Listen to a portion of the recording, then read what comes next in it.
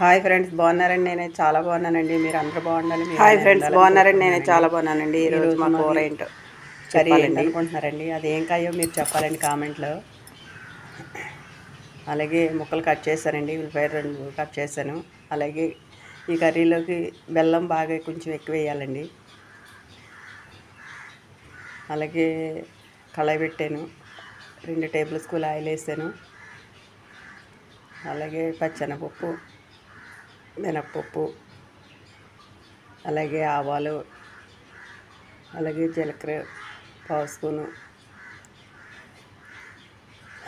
ఇవి కొంచెం ఫ్రై అయ్యాక కాస్త కరివేపాకు వేసి 2 ఎండుమిర్చి వేసి, అలాగే ఉల్లిపాయలు కట్ చేసి అవి వేసి కొంచెం కలర్ వచ్చేలాగా ఫ్రై చేయాలి. వీటిని చేసిన తర్వాత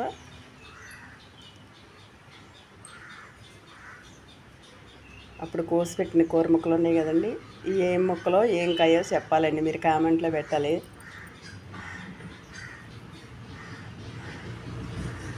ఈ కర్రీ అంటే చాలా ఇష్టం అండి నాకు, మా పిల్లలకు కూడా చాలా చాలా ఇష్టం అండి. చికెన్ మటన్ కంటే ఎక్కువ ఇష్టం అండి ఈ కర్రీ అంటే. ఏం కర్రీయో ఏం కాయో మీరు కామెంట్లో పెట్టండి. మీరు ఎప్పుడన్నా ఇలా కర్రీస్ వేసుకున్నారా లేదా? మీరు చేస్తే ఇంకా డిఫరెంట్గా చేస్తారా, ఇలాగే చేస్తారా? సరిపడా సాల్ట్ వేసానండి. అలాగే 1 టేబుల్ స్పూన్ పసుపు వేసి, సరిపడా సాల్ట్ వేసి, సరిపడా కారం వేసి,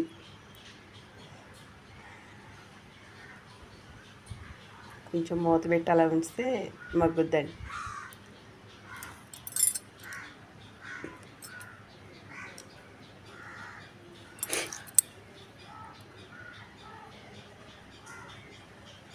ఇవన్నీ డబ్బులు పెట్టి కొనుక్కోక్కర్లేదండి, మనకి చేయనండి. మన పొలంలో మన ఇంటి దగ్గర కాసేయనండి కాయలు. ఇది ఏం కాయో ఒకసారి కామెంట్ పెట్టండి. నా వీడియో ఎక్కడ దాకా వెళ్తుందో తెలుసుకోవాలని ఉందండి.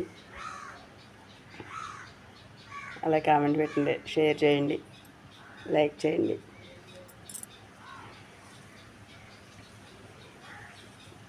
దింపేసే ముందు కూర పెట్టుకున్న బెల్లం ఉంటుంది కదండి, ఆ బెల్లం కూడా వేసేసి బాగా కొంచెం దగ్గరికి ఉడికినాక దించుకుంటామేనండి. ఉత్తి కర్రీ కూడా ఇష్టం ఉన్నవాళ్ళు ఎంత బాగా తీసుకుంటారండి. మాకైతే చాలా చాలా ఇష్టం అండి. మీలో ఎంతమందికి ఇష్టం ఒకసారి కామెంట్ పెట్టండి.